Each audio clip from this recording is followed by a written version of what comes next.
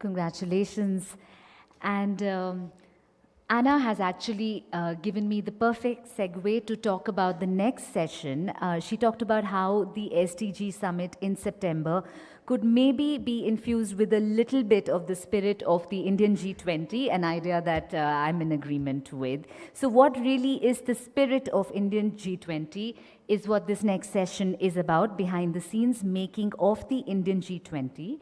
And for this session, we have our special speaker. I'm going to have to invite you back on stage, Ambassador Pardeshi. Of course, he has been in charge of operations and logistics at the G20 Secretariat and really has been a force in putting together the gargantuan process, which is G20 India. And the chair for this session is Professor Sachin Chaturvedi. Over to you.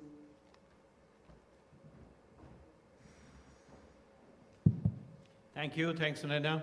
So, friends, you heard all that was there in front of us when we started this whole event with Sherpa telling us how Indian G20 presidency has addressed issues which are of great significance in terms of our global responsibility, continuation from Indonesia, working closely with Brazil, and taking forward the issues that are there. We also heard some of the examples that External Affairs Minister Dr. Jaishankar raised yesterday. I think now whatever is happening before us is clear. But what is happening behind this? What is in the cooking room? How the kitchen is looking like? And what is being managed? In what way it is being managed? After Indonesian presidency, the COVID crisis, which was largely in terms of forcing us to go virtual, trying to avoid physical sort of conglomerations, etc., India had no choice. We had to face these challenges. And to lead this process internally in terms of bringing connect with the substantive agenda that India was putting forward, but also putting logistics together, trying to combine the two, which is extremely difficult. The responsibility was given to none other than Ambassador Muktesh Pardeshi. So big hand for Mr. Pardeshi. He had been India's ambassador to New Zealand, to Mexico, trained sociologist. Muktesh Pardeshi is our leading diplomat who has been managing this show, and as it started with the visit of all the Indian diplomats to Nicobar Island, or was it Andaman? Andaman and Nicobar Island, and they were shown the way the G20 presidency had planned. There are several issues, but what are the main highlights? I first want to ask you, Ambassador Pardeshi, how you look at those highlights, and then there are a couple of other questions that I have in mind, but let us start with the broad highlights. Thank you. You have the mic there. Thank you, Dr. Chaturvedi. First of all, I would like to congratulate T20 on having a very productive part of the year. I would like to thank the organizers for inviting me and sharing my insights on what have gone into making of India's G20 presidency. As I speak today, we are into 185th official meetings of the G20.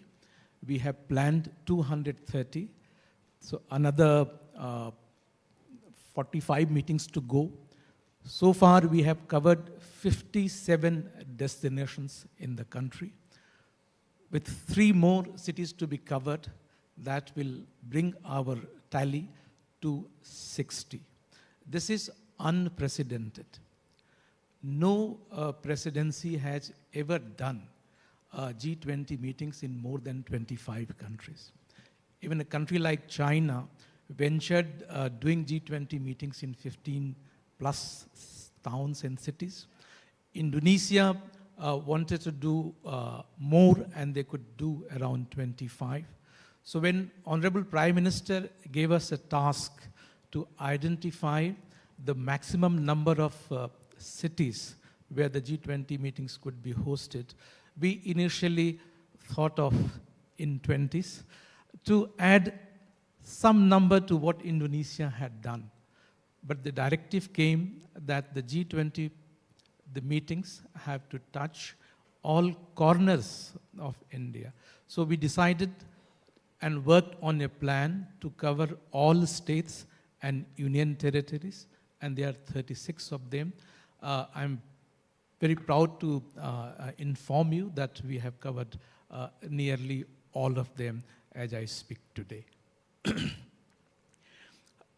In doing this, I think there are two.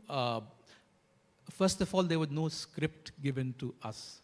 From time to time, we received directions, advice, suggestions from the political leadership, from our own minister, from the Apex committee, which is led by the Honorable Prime Minister, and some suggestions came from those who have been attending the G20 meetings.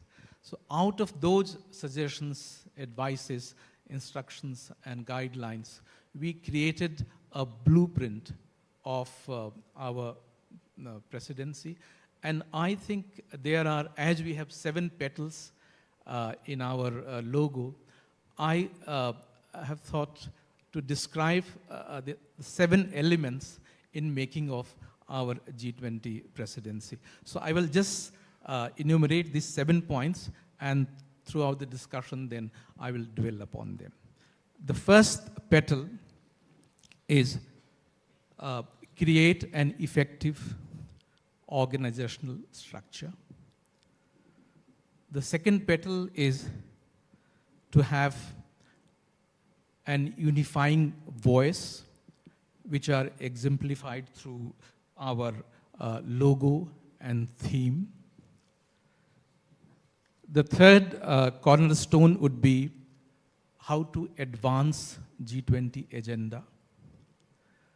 Fourth point would be express the voice of Global South. Next point would be narrate India's story. Sixth point would be connect with the people. And finally, 7th petal would be leave a lasting legacy. Well, this was not given to us in a form of the script, but as I look at 8 months of presidency, I discern these elements which have been the defining features of making of India's G20 presidency. Thank you. Thanks a lot, Ambassador Pardeshi, for putting this very imaginative steps. Congratulations for this. It's a long list you have presented. I don't have the luxury of time with me. But let me just focus on 2 areas which I think are extremely important, and everybody here, those who have to lead the presidency, my colleagues from Brazil, South Africa, they would be extremely interested in knowing from you.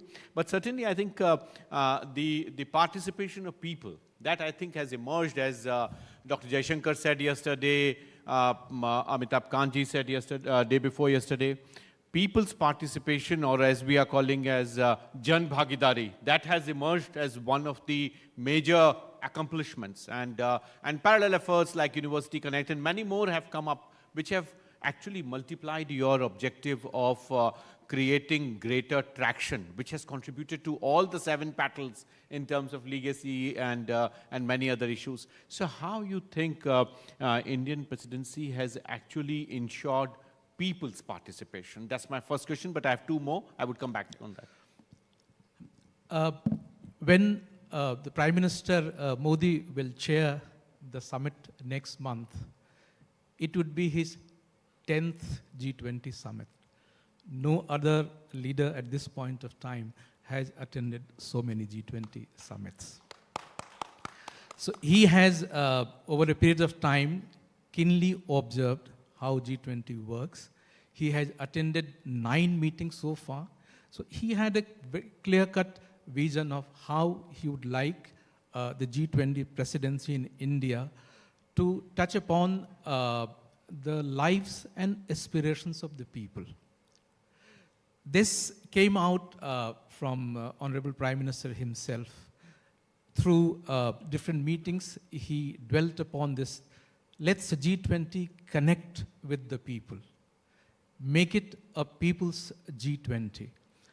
And I would venture into saying that India has added one more track to G20, that is people's track. So you have Sherpa track, you have finance track, and the credit goes to India to make diplomacy a national endeavor.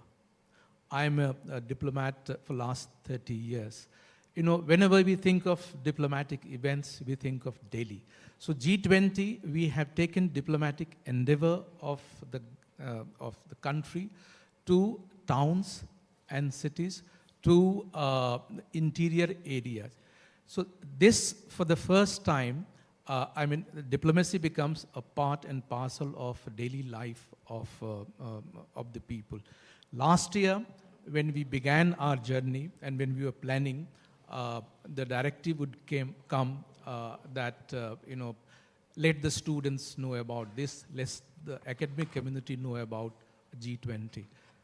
Last 10 days back, we had a coordination committee meeting, and I was so happy and elated to know that our National Security Advisor and Principal Secretary to Prime Minister complimented. He said, who doesn't know about G20 today? So in 8 months of our presidency, all these efforts have paid off in making, and as Honorable External Affairs Minister was also speaking yesterday, this has become a kind of, people can associate with the G20. And through multiple events, we have brought them into the thinking and connecting them with what is there for them. So the whole effort has been to socialize and democratize diplomacy through all these public events. Thank you. Thanks, Mr. Pardeshi. Let me also now ask you about what do you think is the new contribution both in the working groups and engagement groups? Every presidency contributes in terms of how they view G20 to play a role in policy making. So what kind of contribution India has made both in the engagement groups and in adding to the working groups? First, in terms of structure itself, not only we have retained what we have inherited from Indonesian presidency and from the earlier presidency, we also thought of adding some new subject matters. For instance, a new working group has been created on DDR, disaster risk reduction. That's a theme very close to India's thinking. There is a international alliance on disaster risk resilience created, which is housed in Delhi. And we thought of bringing the discussions and that institution in focus through the G20 work. So a new working group has been created. To add to the engagement group coverage, we have added a new engagement group on startup.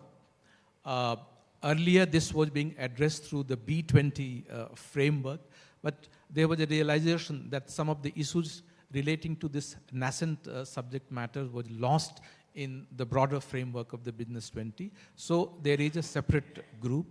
We have launched a new initiative of Chief Scientific Advisor. So these are some of the new initiatives, new additions done by the Indian presidency.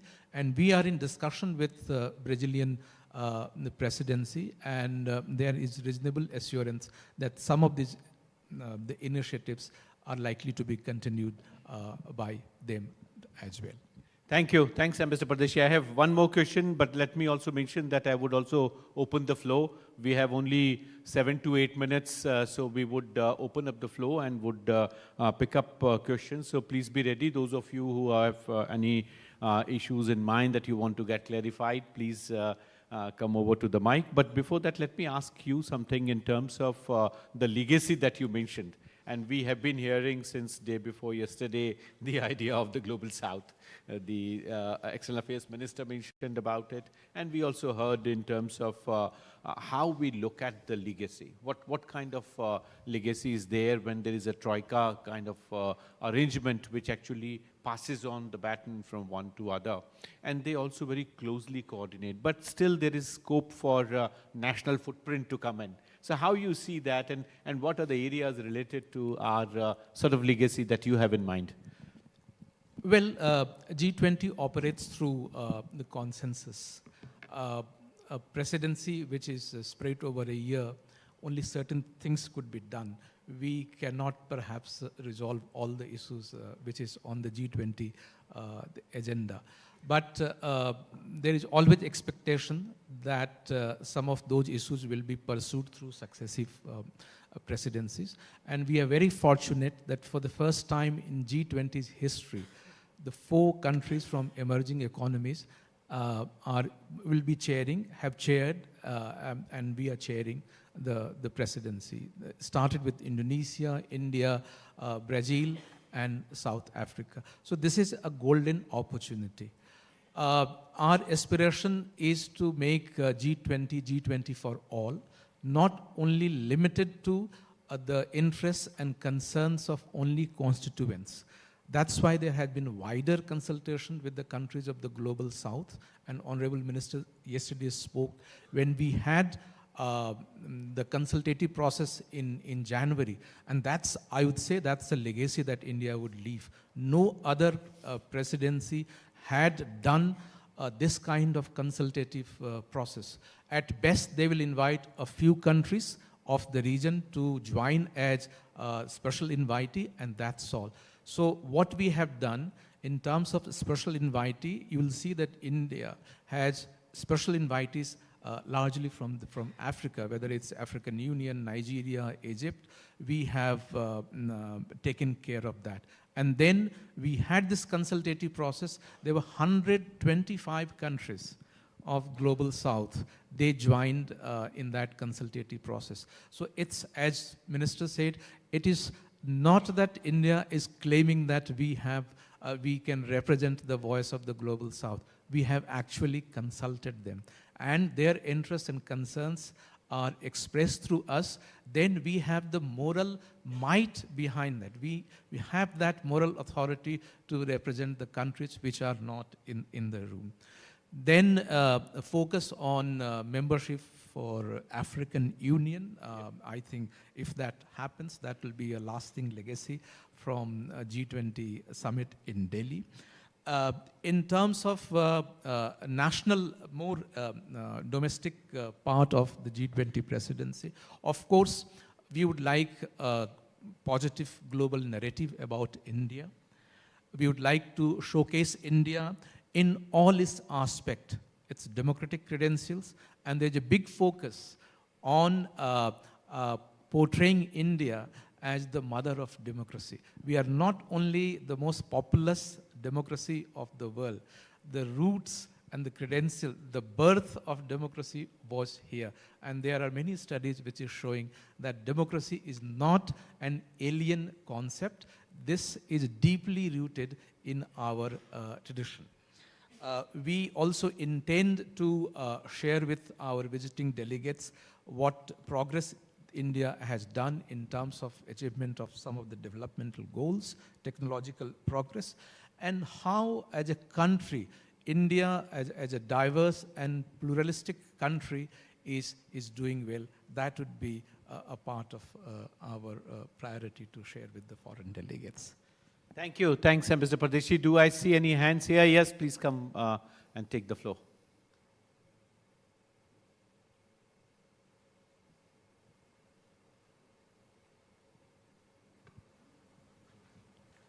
Yes, sir. So, firstly, I would like to say I am the fan of Muktesh, sir. And then I'll ask the question. Sir, as a youth of India, it is our responsibility to take the further responsibilities of the G20. So, what would you suggest to the next upcoming youths to adopt the rarest qualities to take the G20 further and make it more potential and be the potential delegates of my country? So this is my question. Well, to connect with the youth and take their aspirations on board, we have three processes ongoing. One is through the Y20 summit, and there is a huge participation in Y20 deliberations. That is one. The second, we designed and we are executing with RIS a program called University Connect program. We have already been to 65 universities. Our immediate target is to cover 75, and who knows, we might cross a milestone of 100 universities by the time our presidency is conducted. And the third one is when we initiated this working group on the startup. It's to address the business concerns and aspirations of the younger generation. So in this, so we are taking care of their social and economic aspirations of the younger generation. How the coming days they can shape up and they rise to the emerging challenges. And in order to boost their preparedness in dealing with the business challenges, this Startup 20 should be helpful. So these are the three manners in which we are directly connecting with the aspirations of the younger generation. Manish Chand, Center for Global India Insight. Ambassador Pardeshi, one of the major contribution of India's presidency could also be that we have put culture in the forefront. And the way we have orchestrated and organized these events, normally culture or soft diplomacy is a footnote, but we have put it on the front. That's number one. Number two, how are you communicating the message of India G20 presidency? What methods are you using? What public diplomacy tools are you using? Thank you. Well, the culture, thank you very much. The culture, and you have seen a test of local culture here. For the working group and the ministerial meetings, we are conducting those components even at higher level. So you would see from arrival until your departure, the local culture is made a part of your stay. The way the delegates are received at the airport, some of the gifts that you get, some of the exhibitions which are done on the corridors of the conference venue, the meal, and I mean, for last 2 days, we are savoring the local delicacies, South Indian, the cuisine. This all part of, they are not accidental. The careful planning has gone into projecting the local culture, promoting the local crafts, and I point out there's 3 C's behind our culture promotion: culture, crafts, and cuisine. Wherever meetings have taken place, whether in Northeast, South, East, there is a conscious policy to promote the local culture, local cuisine, and local crafts. We are promoting in a big manner what is called ODOP, one district, one product. All our gifts from which the Honorable Prime Minister is also going to pick up, and the ministers have picked up, they are from that list. Through that, there is a focus on supporting women, crafts women, because they are engaged in smaller work at the district level. So we have tapped the potential of the local craftsman and promoting. So when the head of state or a minister, they tweet about a product, I'm sure there'll be traction on those items. In terms of public diplomacy, there are whole lots of things that we are doing. What we call Jan Bhagidari events. In English, that translates public participatory events. So we have participated in exhibitions, we have participated in food festival, we have participated in radio shows, we have participated in crafts mela. Name any type of event, and G20 has been part of all those events. There has been special attention on focusing these programs in interior areas. For instance, I traveled to Diu and I saw for myself, it was for the first time that any international meeting was being hosted in a place like Diu. They never had hosted even a seminar with international participation. So the whole city and the people, even the taxiwalas, they say that, well, sir, you have created capacity in this town. And we are indebted to Prime Minister and the G20 Secretariat to have created this kind of capacity at a local level. So the motto behind is this, and this is coming directly from the Prime Minister: create capacity amongst the younger generation. So whenever we have more formidable organizational changes, the younger generation is prepared. So tomorrow, when we get an opportunity to host Olympic, I can tell you the G20 would have contributed to building up that capacity. Thank you. Thanks a lot, Ambassador Muktesh Pardeshi ji. You have given a huge spectrum. You have covered the soft power. You have covered the way we have seen this evolving. As we are left with only 2 minutes, let me just ask you one more question. In terms of the geographic spread, you mentioned about the cities and states, and there were a couple of media interests when you announced having a meeting in Kashmir. What was the objective? Well, please do not take it other. The objective was to cover all states and union territories. And Jammu and Kashmir is an integral part of this. So naturally, the Jammu and Kashmir had to be there on the list of the calendar. But very carefully, we chose the subject matter, which will resonate for Jammu and Kashmir. So the working group on tourism, and Jammu and Kashmir has been known for its touristic potential. So we thought to host the working group, that working group meeting in Jammu and Kashmir. There's huge response, and the way the state government and the municipality level people, infrastructure came up. So Jammu and Kashmir, like all other places, they have been revamped, and the local people, they see another, sign of optimism and positive phase in their life after many years of, the conflict and having less number of touristic arrival. So I think hosting this working group, tourism working group meeting in Jammu and Kashmir, as we also hosted another meeting, youth meeting in Leh as well. That's right. Yes. So thank you. Thanks a lot, Ambassador Pardeshi ji. Big hand for Ambassador Pardeshi for this very successful organization of G20 and for your leadership. Back to you, Sunaina. And I hope if there is any award for chairs who are managing time, I'm left only with 30 seconds. Over to you. Thank you.